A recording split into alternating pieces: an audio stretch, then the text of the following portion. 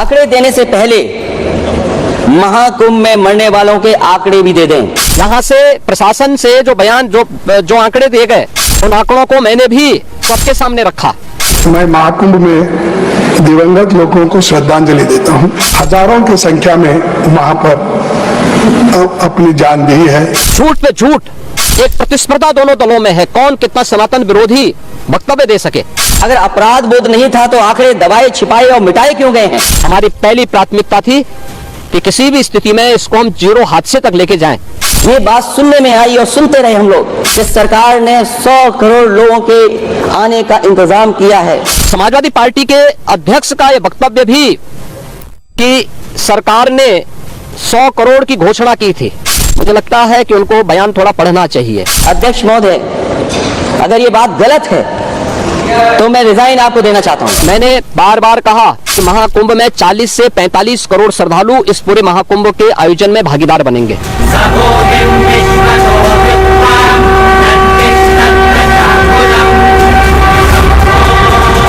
पहले सरकार ने संत समाज को शाही स्नान रद्द करने का आदेश दिया।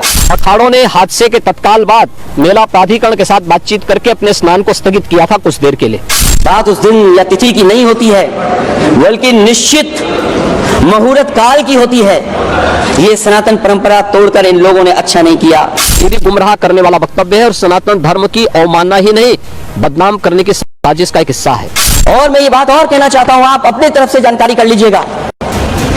हमारे उत्तर प्रदेश के मुख्यमंत्री जी ने शोक नहीं प्रकट किया था। ये लोग 12 बजे सो करके उठने वाले लोग हैं। जिस प्रकार का इन्हें नोट बना करके देता है, उस वक्तव्य को पढ़ करके अपनी जगहसाई करते हैं और राजनेताओं की भी जगहसाई करते हैं। तो आपने सुना, आज महाकुंभ पर अखिलेश बनाम योगी हुआ। कैसे आमने सामने की जो भिड़ंत हुई है महाकुंभ को लेकर, योगी ने चुन चुन कर प्रहार किया। उससे पहले आपको दिखाऊं, योगी आदित्यनाथ आज खुद प्रयागराज में भी थे, क्योंकि नेपाल के नरेश आए हुए थे। नेपाल के नरेश आए, उनके साथ योगी प्रयागराज में गंगा आरती और पूजन कर रहे थे। भूटान के नरेश आए, भूटान के नरेश को आप देख रहे हैं। भूटान के राजा जिनको योगी ने कल रिसीव किया, आज गंगा आरती और पूजन भूटान के नरेश के साथ किया।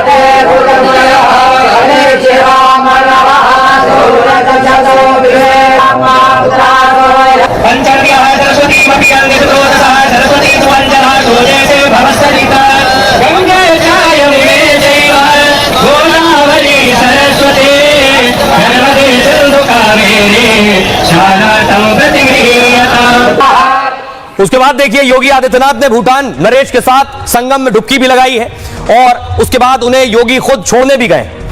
ये संगम की तस्वीर आप देख रहे हैं। संगम में भूटान नरेश पहुंचे और योगी आदित्यनाथ उनके साथ मौजूद थे और साथ में ही संगम में स्नान भी किया।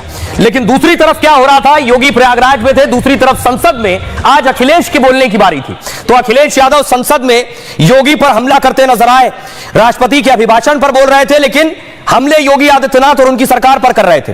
दूसरी तरफ योगी ने जवाब दिया। अगली तस्वीर दिखाऊं, योगी आदित्यनाथ प्रयागराज में थे तो उन घायलों से मिलने फिर पहुंचे दोबारा योगी, जो अस्पताल में अभी भर्ती हैं।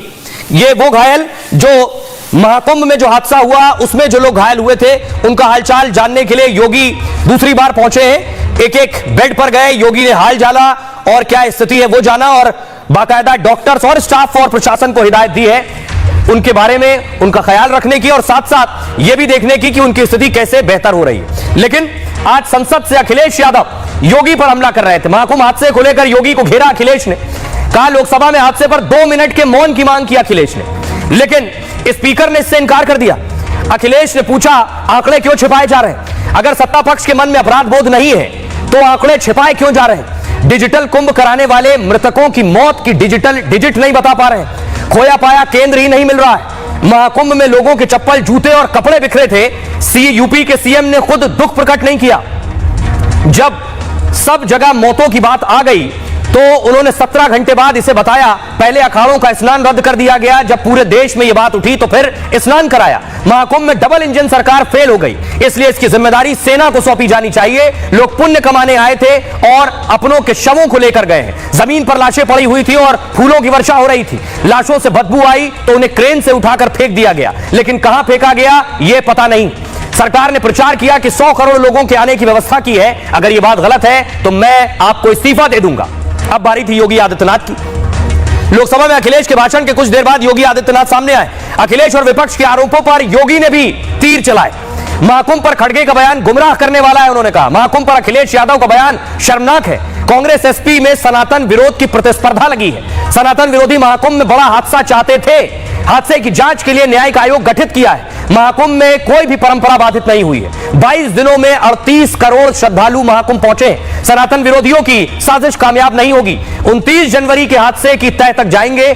षड्यंत्रकारियों को बेनकाब कर सजा दिलाएंगे। सनातन के खिलाफ सुपारी लेकर षड्यंत्र रचा गया और यह सिर्फ अवमानना नहीं, बदनाम करने की साजिश है। सरकार ने सभी घायलों का उचित इलाज कराया है। समाजवादी पार्टी अध्यक्ष झूठ का रिकॉर्ड बना रहे हैं। उनका चरित्र सनातन विरोधी है। महाकुंभ की घटना पर शरारती तत्व झूठ फैला रहे हैं। ये सनातन धर्म से कितनी नफरत करते हैं, महाकुंभ पर इनकी गिद्ध दृष्टि है। 12 बजकर सोकर उठने वाले क्या बात करेंगे।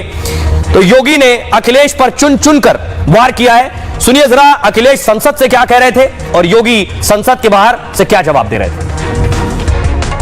डिजिटल अध्यक्ष महोदय कहने को थकते नहीं है, लेकिन जब कुंभ में इतना बड़ा हादसा हो गया है तो यही सरकार डिजिट नहीं दे पा रही है। हम डबल इंजन की सरकार से पूछते हैं, अगर अपराध बोध नहीं था तो आंकड़े दबाए छिपाए और मिटाए क्यों गए हैं।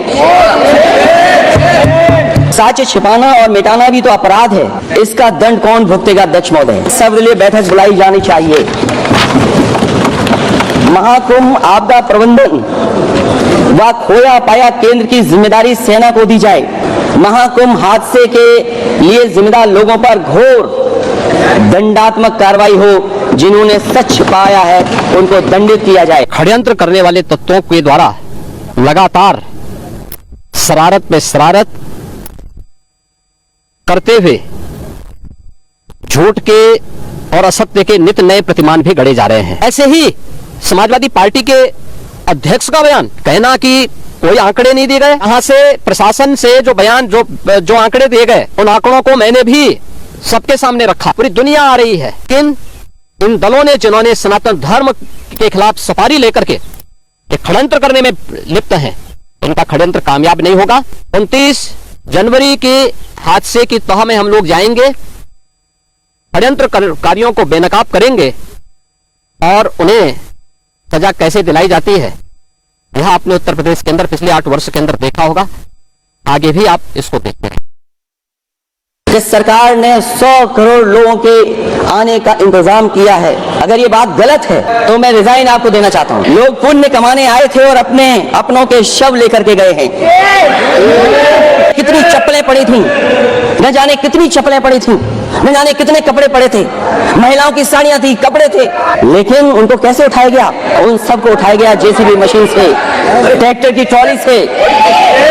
उनसे उठा करके कहां फेंका कोई नहीं जानता, लेकिन जब उनको लगा कि वहां से बदबू आ रही है तो यही सरकार के लोग छिपाने लगे हैं। यही आपका महाकुंभ का आयोजन था। समाजवादी पार्टी के अध्यक्ष का यह वक्तव्य भी कि सरकार ने 100 करोड़ की घोषणा की थी, मुझे लगता है कि उनको बयान थोड़ा पढ़ना चाहिए।